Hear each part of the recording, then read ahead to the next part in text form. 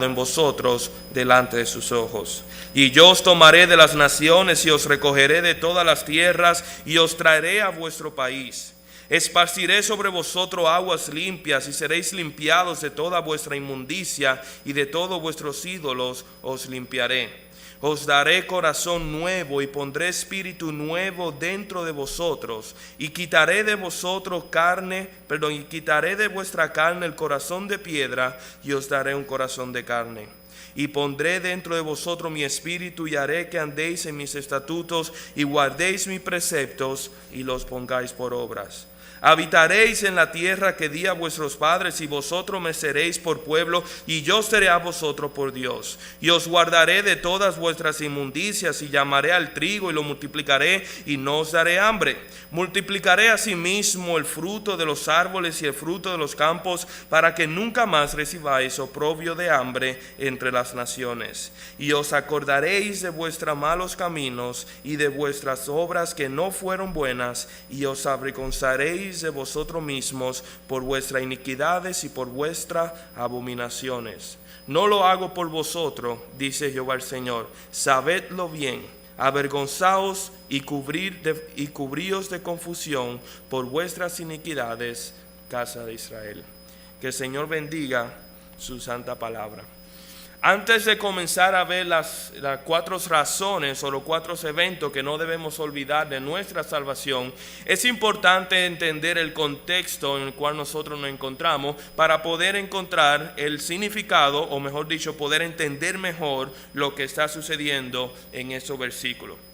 Ustedes recordarán que el profeta Ezequiel fue profeta a la nación de Israel en un tiempo en el cual ellos habían sido esparcidos en el cautiverio. La nación de Israel había sido puesta en la tierra prometida para cumplir el mandato de Jehová. Sin embargo, debido a sus rebeliones y su pecado, Dios dispersó a la nación de Israel, llevándola cautivo a otras naciones. Dios castigó a Israel, pero no solamente castigó a Israel, sino que al mismo tiempo que Dios emitió juicio, también emitió una profecía, también emitió la futura redención que iba a suceder de Israel.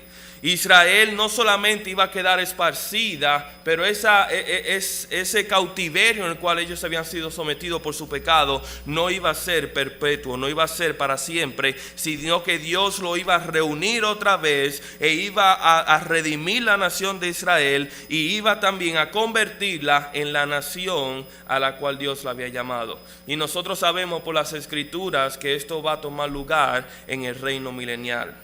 Y aunque este pasaje está hablando acerca de la futura redención y de la futura salvación de Israel, hay un notable paralelismo aquí con lo que viene a ser nuestra salvación. Y hay 2 razones principales por eso. Número 1, porque el mismo Dios que salva a Israel es también el mismo Dios que nos salva a nosotros. Pero no solamente eso, sino que también el carácter salvífico de Dios es el mismo ayer, hoy y siempre. Por eso podemos ver que muchas de las características y rasgos de este texto que relatan la futura salvación y redención de Israel tienen mucha connotación y mucha referencia a lo que viene siendo nuestra salvación, la cual hemos nosotros disfrutado en Cristo Jesús hoy en día. Así que es importante ver este texto entendiendo que aunque fue escrito directamente para la nación de Israel, los principios y las verdades que vemos muy bien puede ser aplicada a nosotros y a nuestra iglesia de hoy en día.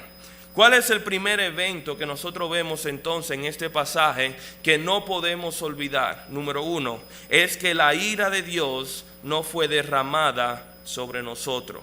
Y esto nosotros lo vemos en los versículos 17 al 19. Fíjense cómo dice.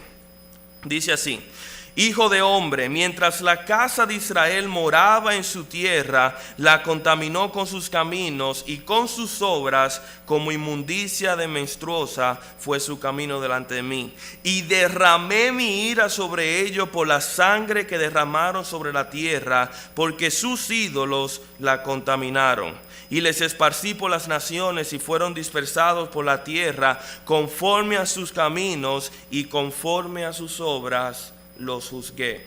Nosotros vemos aquí cómo el Señor derramó su ira sobre Israel, emitió juicio sobre Israel, porque ellos habían contaminado la tierra prometida, la cual fue dada por Dios. Dios había dado la tierra prometida a Israel con varios propósitos, y uno de ellos es que ellos debían ser de luz y jueces a las naciones paganas que se encontraban a su alrededor. Ellos debían de ser diferentes a las otras naciones que fueron colocados, para que entonces ellos puedan venir y ser salvos mediante el testimonio de Jehová en la vida y en la nación de Israel. Pero en vez de ser una nación luz, en vez de ser una nación que llame a arrepentimiento, nosotros conocemos por la historia de Israel que ellos se conformaron a la cultura y a las costumbres de los pueblos paganos. Israel cambió la adoración del Dios verdadero por la adoración de dioses de mentira hechos por manos de hombre. Israel prefirió el pecado del mundo, por así decirlo, el pecado de las naciones paganas por encima de Dios y de sus bendiciones. Y por esa razón la ira de Dios vino sobre el pueblo de Israel, donde dice aquí que derramó su ira. Y su pecado, el pecado de Israel, lo describe de tal forma que dice que fue como inmundicia de menstruosa el camino delante de Dios. O sea, las acciones, todo lo que había hecho Israel había sido de total desagrado y de repudio a nuestro Señor. Y Dios había juzgado a Israel conforme a su camino, como dice el versículo 19. Según las obras que ellos hicieron, Dios le juzgó. O sea que Dios no solamente derramó su ira sobre ellos, sino que Él estaba en su completo derecho de hacerlo, porque Israel había violentado y había quebrantado los estatutos de Jehová. Israel se había contaminado y contaminado la tierra santa que Dios le había dado por medio de la idolatría y de la adoración a pueblos paganos. Pero la pregunta que debemos hacernos es si acaso somos nosotros diferentes a Israel. ¿Acaso es mi pecado menor al pecado de Israel? ¿Acaso yo tampoco no he elegido el pecado por encima de Dios? Según la palabra, yo no soy diferente al pueblo de Israel. De hecho, mira cómo dice aquí en Romanos capítulo 3, cuando el apóstol Pablo señala la rebelión de Israel y cómo el pecado de Israel no le mantuvo fuera de la gracia de Dios, y anticipando la pregunta de su audiencia, el apóstol Pablo dice esto en Romanos capítulo 3 versículo 9, dice lo siguiente: ¿qué pues? ¿Somos nosotros mejores que ellos? Y ellos está haciendo referencia al pueblo de Israel. En ninguna manera, pues ya hemos acusado a judíos y a gentiles que todos están bajo pecado. Como está escrito, no hay justo ni aun uno, no hay quien entienda, no hay quien busque a Dios. Todos se desviaron y a una se hicieron inútiles. No hay quien haga lo bueno, no hay ni siquiera uno. Sepulcro abierto es su garganta, con su lengua engaña, y veneno de áspides hay debajo de sus labios. Su boca está llena de maldición y de amargura. Sus pies se apresuran para derramar sangre. Y quebranto y desventura hay en sus caminos, y no conocieron camino de paz. No hay temor de Dios delante de sus ojos. Y esa es la realidad, no solamente del pueblo de Israel, sino también de cada uno de nosotros, que hemos nacido y hemos sido concebidos en el pecado. Pero entonces la pregunta que debemos hacernos es la siguiente: ¿por qué entonces no fuimos nosotros consumidos como Israel? Si bien nosotros no somos mejores que Israel, ni tampoco somos peores, sino que somos iguales, ¿por qué entonces nosotros no fuimos consumidos y castigados como Dios hizo con Israel? Simple y llanamente la respuesta es porque Dios quiso mostrar su gracia y su misericordia con nosotros. Dios mostró su misericordia y paciencia conmigo. Y esa es la única respuesta apropiada que nosotros podemos hacer. Fíjate cómo también dice en Romanos capítulo 9, versículo 14, cuando habla acerca de esto, del hecho de que Dios eligió a una persona para mostrar en él su justicia y a otra persona para mostrar en ellos su misericordia. Y fíjate lo que dice en Romanos capítulo 9, 14, dice, ¿qué pues diremos? ¿Hay injusticia en Dios? En ninguna manera. Pues a Moisés dice, tendré misericordia del que yo tengo misericordia, y me compadeceré del que yo me compadezca. Así que no depende del que quiere ni del que corre, sino de Dios que tiene misericordia. Depende de Dios. No depende de mí, no es por mis méritos, no es algo que yo haya hecho, que haya merecido la misericordia de Dios. Simplemente Dios así lo quiso. En vez de luchar y preguntarme por qué a mí, yo pienso que nuestra actitud debería ser gracias que fue a mí. Porque sabiendo que muy bien yo pude haber sufrido o haber padecido el destino de Israel, y legítimamente eso era lo que me correspondía, Dios en su misericordia y en su gracia decidió aguantar su ira, decidió aguantar su enojo, y en vez de derramar su ira sobre nosotros, derramó su gracia y su amor sobre nosotros. Nunca debemos olvidar que mereciendo yo el castigo y la condenación eterna, Dios me ofreció el perdón y la salvación eterna por su beneplácita voluntad. Pero hay otra cosa que nosotros debemos recordar y siempre tener pendiente sobre nuestra salvación, y es lo segundo, que la gloria de Dios fue exaltada. Y fíjense cómo dice aquí en los versículos del 20 al 23 del pasaje que nosotros leímos. Dice así: y cuando llegaron a las naciones a donde fueron, profanaron mi nombre, diciendo de ellos, estos son el pueblo de Jehová, y de la tierra de él han salido. Pero he tenido dolor al ver mi santo nombre profanado por la casa de Israel entre las naciones a donde fueron. Por tanto, di a la casa de Israel, así ha dicho Jehová el Señor, no lo hago por vosotros, oh casa de Israel, sino por causa de mi santo nombre, el cual profanasteis vosotros entre las naciones a donde habéis llegado. Nosotros vemos aquí que Israel había profanado el santo nombre de Dios, había corrompido, había manchado el nombre del Señor. Israel era conocido entre las naciones paganas como el pueblo de Jehová, el pueblo de Yahweh. Y el hecho de que ellos fueron llevados cautivos por causa de su desobediencia también tuvo implicación de que ellos mancharon no solamente su nombre, pero también el nombre de Dios. Este es el pueblo de Jehová, al cual Jehová no pudo salvar. Seguramente decían, y eso es lo que entendemos por lo que dice aquí en el versículo 20. O sea, que el hecho de que el pueblo de Israel fue llevado cautivo trajo como consecuencia que las naciones profanaran el nombre de nuestro Señor.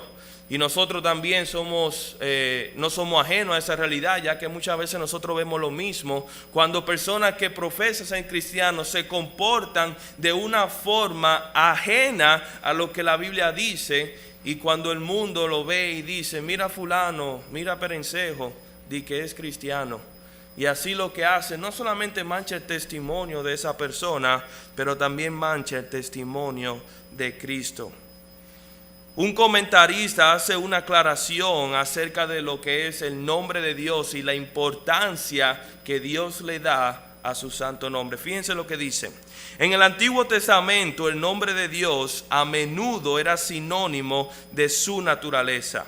Por lo tanto, está profundamente interesado en que su nombre no sea profanado. Es decir, que su naturaleza no sea mal interpretada. Porque si los hombres no entienden correctamente a Dios, no pueden adorarlo y amarle correctamente.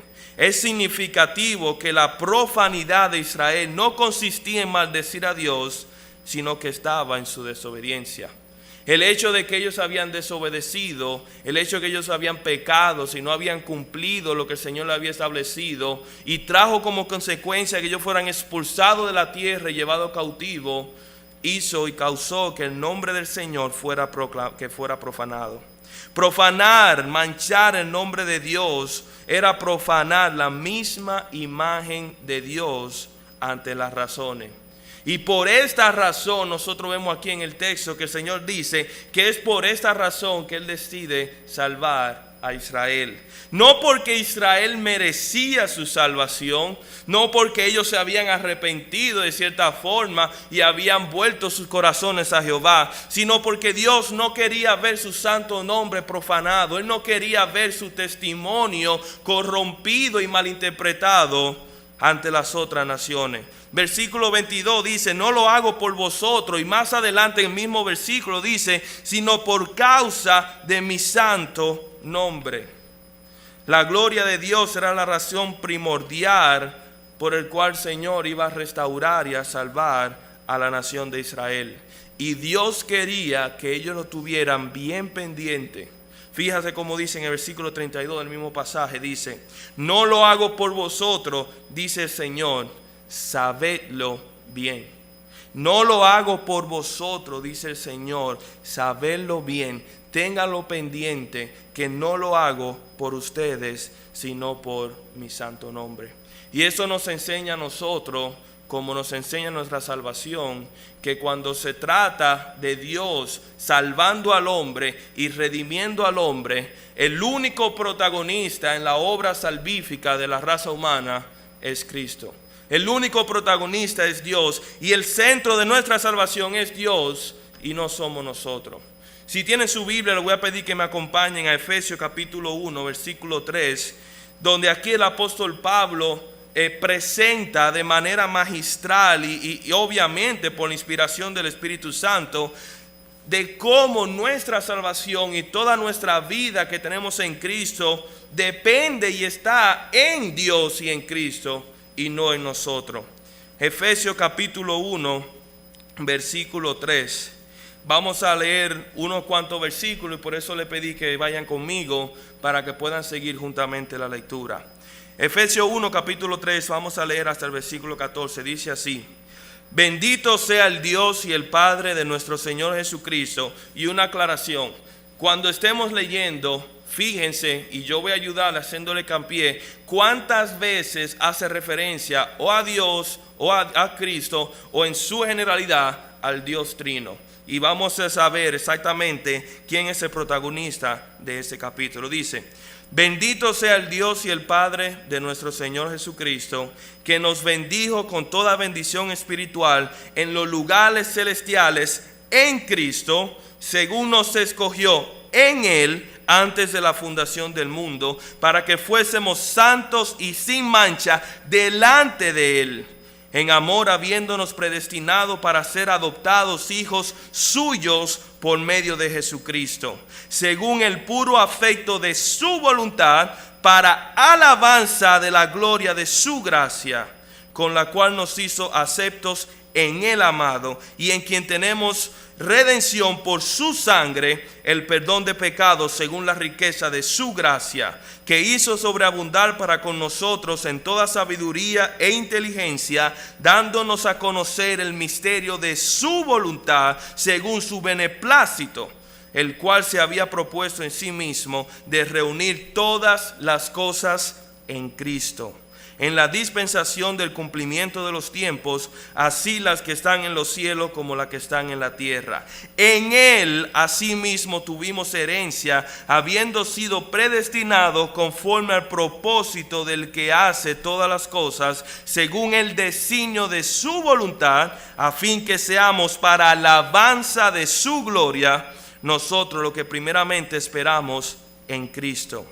En Él también vosotros, habiendo oído la palabra de verdad, el evangelio de vuestra salvación, y habiendo creído en Él, fuiste sellado con el Espíritu Santo de la promesa, que es las arras de nuestra herencia, hasta la redención de la posesión adquirida para alabanza de su gloria. Y yo no sé si es evidente, pero para mí lo es muy evidente, que el agente principal de este texto, el agente principal en nuestra salvación es Dios.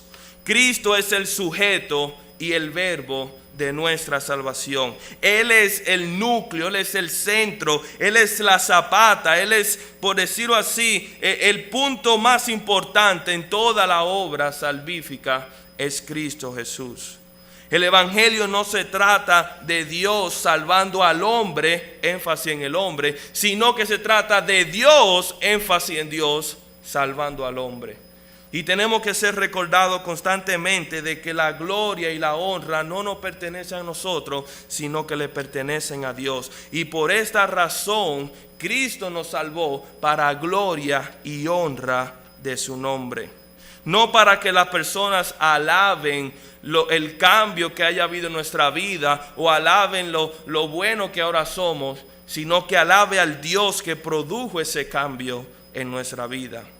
Romanos 9:22, versículo 24 dice lo siguiente: y que si Dios, queriendo mostrar su ira y hacer notorio su poder, soportó por mucha paciencia los vasos de ira preparados para destrucción, y para hacer notorias las riquezas de su gloria, las mostró con los vasos de misericordia que Él preparó de antemano para gloria, a los cuales también ha llamado, esto es, a nosotros, no solo de los judíos, sino también de los gentiles.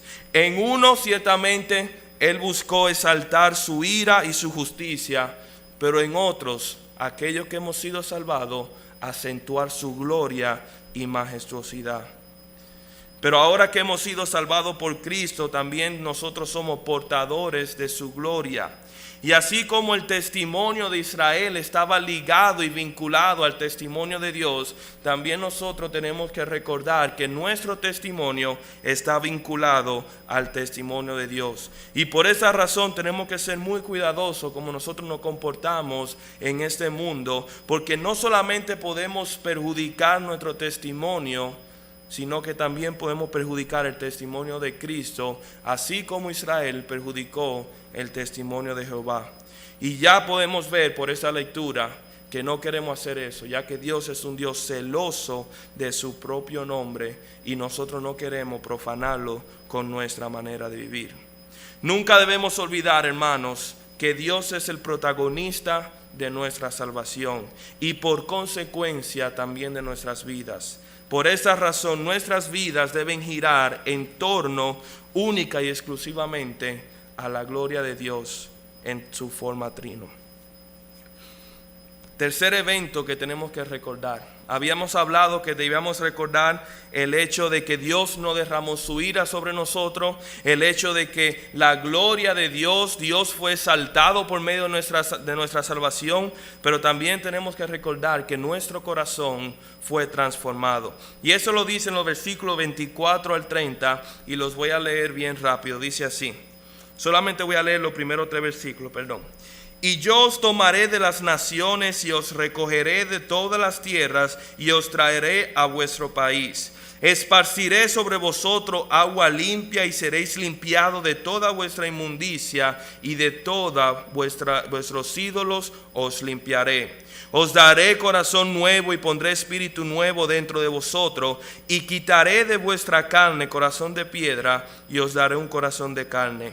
Y pondré dentro de vosotros mi espíritu y haré que andéis en mis estatutos y guardéis mis preceptos, los cuales pongo por obra. Los cuales los pongáis por obra.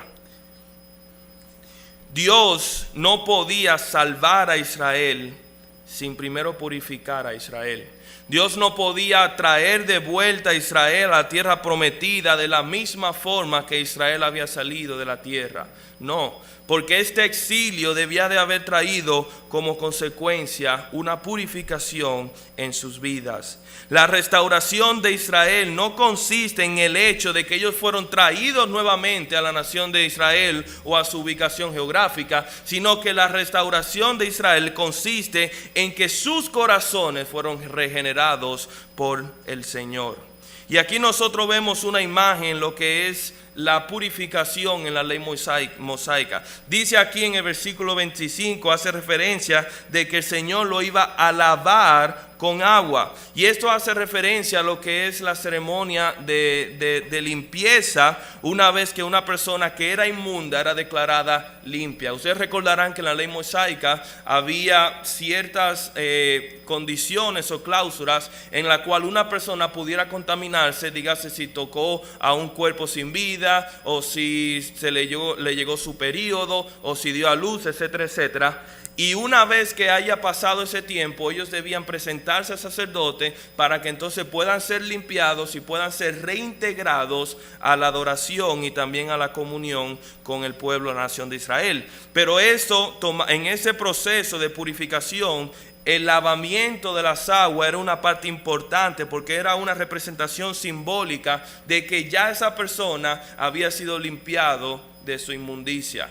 Y no es extraño que el Señor utilice esta palabra, porque recuerden que más adelante el Señor dice que los caminos de Israel fueron como caminos de mujer en menstruación delante del Señor. O sea que lo que nosotros estamos viendo aquí es simplemente una imagen del hecho de que ellos debían de ser lavados, sus pecados debían de ser lavados antes de que ellos pudieran entrar y disfrutar de la salvación del Señor. Pero le hago una pregunta: ¿acaso el agua era suficiente? Obviamente en ese momento no había venido Cristo y no tenían ese conocimiento de la sangre de Cristo, pero Jeremías capítulo 2 versículo 22 dice que aunque te laves con lejía y amontones jabón sobre ti, la mancha de tu pecado permanece aún delante de ti, dice el Señor. Solamente la sangre de Cristo es suficiente para lavar y limpiarnos de nuestro pecado. La sangre preciosa que fue derramado por nuestro pecado. Esa sangre que tiene la capacidad de limpiar el pecado más profundo, más horrendo y más malvado, y dejar nuestro corazón blanco como la nieve. Apocalipsis 7, capítulo 14, haciendo referencia de eso, dice: yo le dije, Señor, tú lo sabes. Y él me dijo: estos son los que han salido de la gran tribulación y han lavado sus ropas y se han emblanquecido en la sangre del Cordero. Ciertamente lo único que tiene la capacidad de limpiar el pecado en la vida de una persona es la sangre de Cristo. Y esto era algo que tenía que tener lugar en el pueblo de Israel, y esto es algo que tomó lugar en nosotros si confiamos en Cristo Jesús como Señor y Salvador, y no podemos olvidar en ningún momento. Pero no solamente el hecho de que ellos fueron lavados y que el Señor profetiza que sus corazones van a ser limpiados, sino que aquí nosotros un versículo que a mi entender viene a ser como la cúspide de lo que es la salvación del ser humano, cuando dice en el versículo 26 lo siguiente: y os daré corazón nuevo y pondré espíritu nuevo dentro de vosotros, quitaré de vuestra carne el corazón de piedra y os daré un corazón de carne. Este es el clímax de nuestra salvación, que Dios tome a este corazón de piedra, corrompido por la maldad, donde reina el pecado, y que se rebele contra Dios, y lo transforme en un corazón puro y blanco como la nieve, donde reina Cristo y que anhele estar con Dios. Que Dios tome mi corazón y lo sustituya por Él, que es su Santo Espíritu, cambiando así mis deseos, cambiando así mis anhelos, mi entendimiento, y como veíamos esta mañana, incluso mi misma naturaleza ser cambiada por completo mediante mi corazón. Dios cambia mi vida en el momento que Él cambia mi corazón. Y yo le puedo decir que yo sería una persona completamente diferente si Dios no hubiera cambiado mi corazón. Yo no estaría aquí parado en primer lugar. No tendría la capacidad de ni siquiera conocer y entender lo que es la palabra de Dios, mucho menos pararme aquí frente a ustedes y poder exponerla. No sé qué sería de mi familia, no sé qué sería de mi trabajo, de mi ministerio. Seguramente yo estaría en el mundo desperdiciando mi vida, siguiendo los placeres y la vanidad de este mundo. Y puedo estar seguro que estaría en una profunda tristeza y depresión si no haber sido que Cristo me salvó y cambió mi corazón. Como alguien dijo una vez, cualquier cosa buena que hay en mí, la puso Dios. Cualquier cosa mala que hay en mí, la puse yo. Pero más asombroso aún es el hecho, no de que Dios cambie nuestro corazón, sino que el Espíritu de Dios habite en nuestro corazón.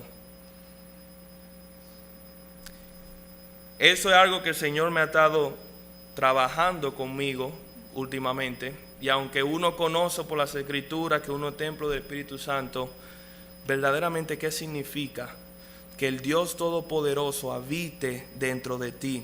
Cuando yo leo las Escrituras, por ejemplo, la visión de Isaías, aquel gran trono blanco y sublime del cual salían truenos y nubes y cuya presencia simplemente infligía miedo, y Isaías mismo temió por su vida. O cuando Jehová le habló a Moisés en el monte Sinaí, que dice la palabra que salían truenos y nubes del monte, y el pueblo estaba atemorizado y apenas estaba en el pie de la montaña, ni siquiera estaba en la presencia de Dios. O cuando escuchamos de que toda la creación fue hecha por medio de su palabra, y nosotros ahora vemos que la NASA mandó un satélite, creo que fue a Júpiter, el cual duró 8 años en llegar, y eso es un gran logro para el hombre. Y sabemos que nuestra galaxia, nuestro conjunto estelar es apenas un granito de arena en toda la inmensidad del universo. Y pensar que Dios creó todo eso con su palabra, y ese mismo Dios habita en mí, que ese mismo Dios mora dentro de mí, y que yo soy su santo templo, su santo tabernáculo, que Él me habla en la intimidad, que Él dirige mis pasos, que Él escucha mis oraciones por insignificantes que sean, y que Él produce en mí un deseo de buscarle a Él y clamarle, como dice la palabra, Abba Padre. No solamente me llama, sino que también me preserva, como dice en el versículo 27, que me guarda mis caminos y me preserva en Él. No me deja huérfano, sino que con amor me lleva a crecer en el conocimiento. Como bien dijo Pablo en Filipenses 1:6, que estando persuadido de esto, que el que comenzó en vosotros la buena obra, la perfeccionará hasta el día de Jesucristo. La perfeccionará hasta el día de Jesucristo. Simplemente, hermano, no lo puedo entender. Yo lo creo porque lo dice la Biblia, pero no lo entiendo todavía. No olvidemos que aquella sangre que fue derramada por nuestro pecado y aquella transformación que Dios ha hecho en nuestros corazones, quitando este corazón de piedra y cambiándolo por un corazón de carne que busca agradar a Dios y que se ha convertido en templo, que se ha convertido en posada de su Santo Espíritu. Nunca olvidemos esto. Y por último, hermano, el hecho de que no podemos olvidar que nuestro pecado fue evidenciado.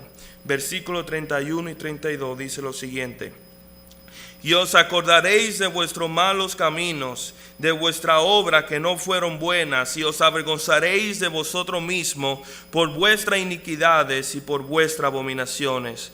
No lo hago por vosotros, dice Jehová el Señor, sabedlo bien. Avergonzaos y cubríos de confusión por vuestras iniquidades, casa de Israel. Una evidencia clara de que una persona ha experimentado una salvación y que sus pecados han sido perdonados por Cristo Jesús es el hecho de que esa persona se avergüence de su propio pecado. Comenzamos a ver el pecado no como lo ve el mundo, sino como Dios lo ve. Y aunque nosotros vemos el sacrificio de la cruz y nos regocijamos al ver la cruz y le damos gracias a Dios porque murió por nuestro pecado, al mismo tiempo eso también nos cautiva y nos indigna saber que nosotros no somos dignos de recibir tal sacrificio, sabiendo que fue por mi culpa, que fue por mi pecado el hecho que Cristo tuvo que padecer y sufrir tal destino.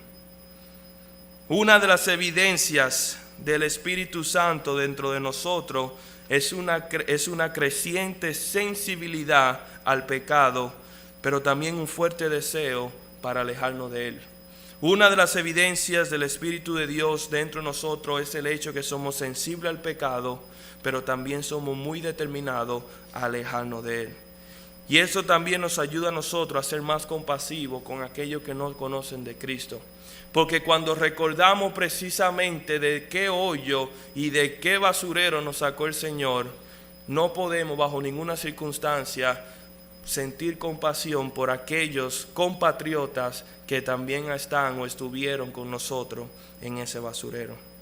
Pero no solamente eso, sino que tenemos que seguir orando para que Dios mantenga nuestros ojos abiertos a nuestra propia maldad. Siempre debemos recordar nuestro pecado para que siempre estemos agradecidos de nuestra salvación, orándole a Dios para que mantenga nuestro entendimiento iluminado, para que podamos ver nuestra propia depravación. Y aunque ciertamente hemos sido redimidos y el Espíritu de Dios habita en nosotros, hasta que no partamos de este mundo y no dejemos este cuerpo atrás, seguimos arrastrando este cuerpo cuya inclinación es hacia el pecado y que nos recuerda a nosotros nuestra depravación y nos recuerda nuestro pecado, y debería producir en nosotros vergüenza y debería producir en nosotros repudio.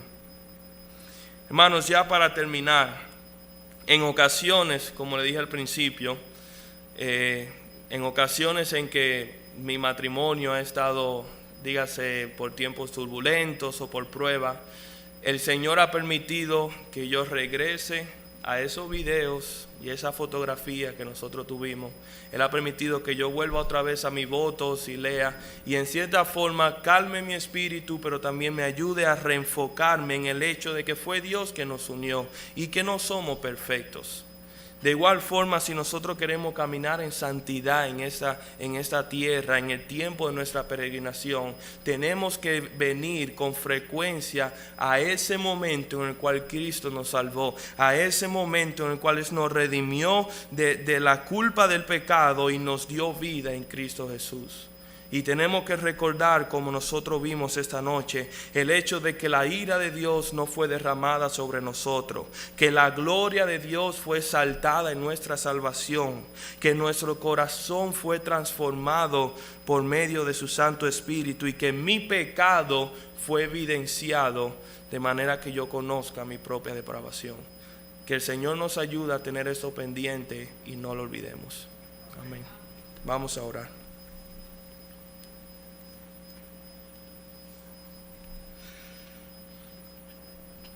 Padre amado, tú más que nadie conoces nuestras debilidades y sabes con qué frecuencia, Señor, nosotros olvidamos y damos por sentado nuestra salvación. Padre, permítenos simplemente atesorarlo, Señor, tenerlo siempre pendiente, anhelar, Señor, y recordar con ansias aquel día en el cual tú nos salvaste, Señor. Permítenos no olvidarlo y tenerlo siempre presente para que podamos vivir, Señor, esta nueva vida en agradecimiento a ti, Señor, para la gloria y honra tuya. Padre, ayúdanos porque es difícil y por nuestra cuenta no podemos hacerlo. Pero gracias a tu Santo Espíritu que mora en nosotros, que nos trae la verdad de tu palabra a nuestra memoria, Señor, el cual está obrando en nosotros y el cual no terminará de obrar hasta que llegue el momento que estemos cara a cara con nuestro Señor. Padre, guíanos y ayúdanos. Permítenos, Señor, que por siempre tengamos esto presente y podamos vivir vidas santas que reflejen, Señor, nuestro agradecimiento hacia ti. Y sobre todas las cosas, Señor, te pedimos para que tú seas el centro de nuestra vida y tú seas quien reciba toda gloria y toda honra por todo lo que nosotros hagamos. Gracias, Señor, por esta iglesia, gracias por tu palabra y bendícenos en el nombre de Jesús. Amén. Amén. Que el Señor le bendiga, hermanos.